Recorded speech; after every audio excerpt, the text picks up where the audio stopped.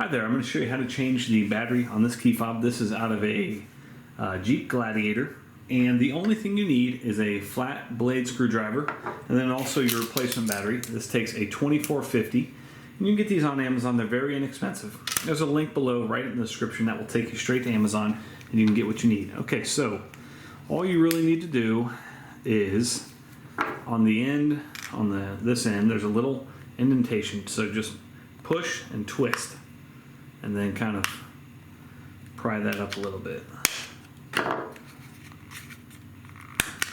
All right, there's that big old 2450 battery, and you can kind of get it out right on this edge. Kind of a large battery.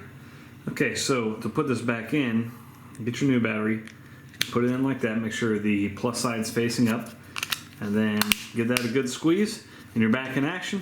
Thanks so much for watching. Make sure you hit that thumbs up button.